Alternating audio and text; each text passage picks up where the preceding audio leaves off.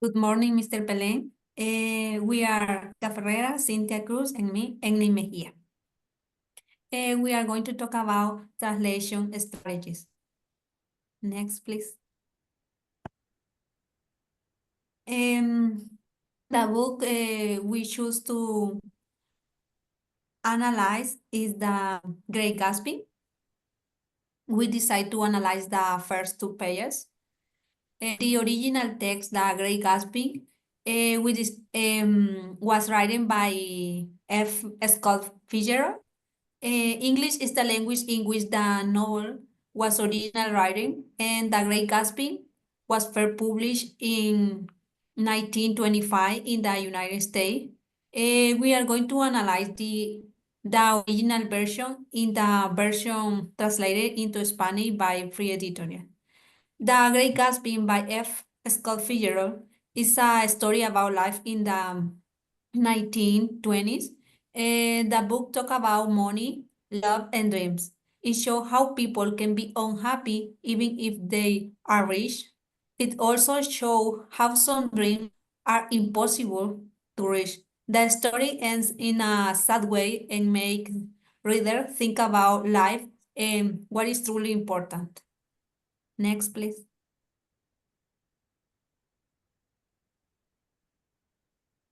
Now we are going to talk about some translation strategies that we find in the book. The first is the literary translation. Literal translation, also referred to as direct translation or word-for-word translation, involves translating a text by interpreting each word individually without taking account how the word work together in a phrase or sentence. Literal translation focus on translated text word by word, maintaining the original structure and grammar as closely as possible. That is to stay as true as possible to the original text, keeping its mighty tone and style intact. Next, please.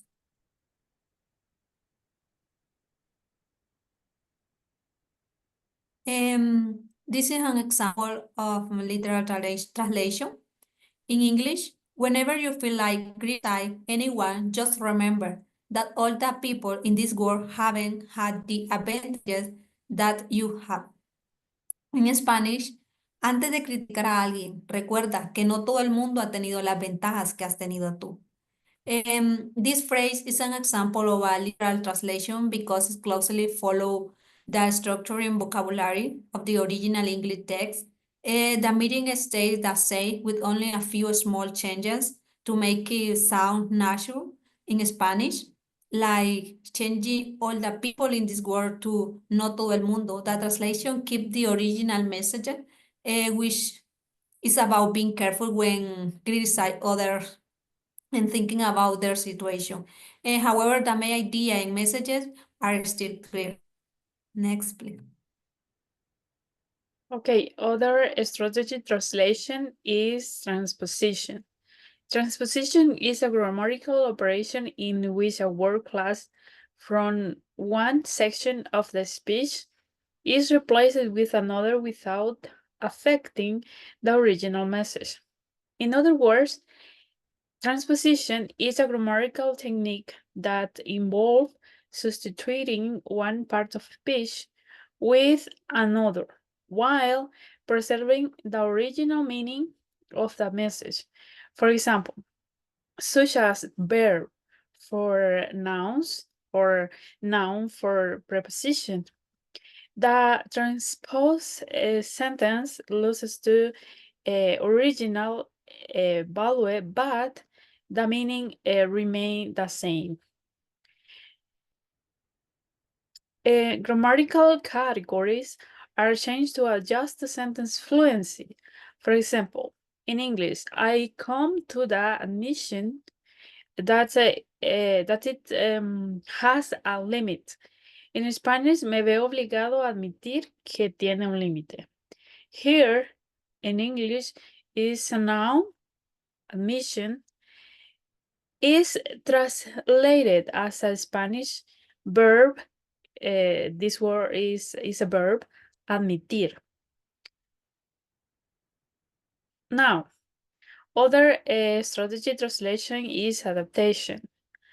Adaptation, this term was introduced by Binet and Doublenet to describe a translation strategy that entails changing the cultural reference when the source text culture-specific peculiarities do not exist in the target culture and must be replaced by other culture-specific peculiarities appropriate to the target text.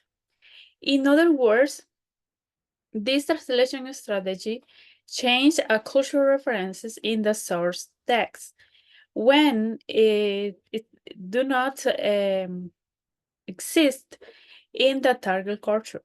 Instead, it is replaced by a cultural reference that is appropriate for the audience of the translated text. Adaptation make use of 3 key procedures: cultural substitution, paraphrasing, and omission. In this case is cultural substitution or cultural adaptation. For example, in English, we've always been usually communicative in a reserved way. En Spanish, dentro de nuestra reserva, siempre nos hemos entendido de un modo poco común. The idea of communicating in a reserved way is adapted to Spanish with language that reflects the same intimate but discreet communication. In other words, ambivalence. Ambivalence is described as when a person has acceptance and rejection. Other example is the Great War. In Spanish, La Gran Guerra. The adaptation is the word great in Spanish, gran, La Gran Guerra. I would continue with another strategy to use in this book. For example, amplification or exposition. The strategy of amplification involves enhancing or intensify particular messages, idea, or action. This can be done by adapting more detailed example or emphasize to make it more in particular impactful, persuasive, or memorable. I have one example in another page. Next, please. Okay, I have one example in the book state. Okay, in English, I understood that he meant a great deal more than. En Spanish, entendí que quería decir mucho más que eso.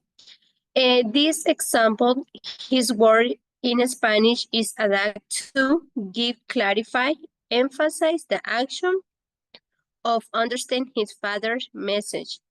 In other words, for example, adapting words or detail to clarify or make more specific the meaning in the target language. Another is a calco lexical or structural.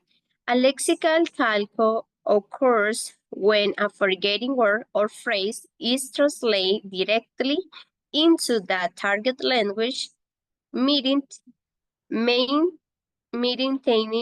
the original structure or meaning of the word. The translation might involve a literal word for word approach. In other words, is literary translation a word or structure respecting the grammar of the target language. For example, in English, a romantic readiness. Okay, en Spanish, una disponibilidad romántica. This is the structure and terms of the original are preserved, meeting the poetic tone of the phrases. Next one, please. Okay, this is another example. In English, one of those intricate machines that register acre 10,000 miles. Spanish, una de esas máquinas complejísimas que registran terremotos a 15,000 kilómetros de distancia.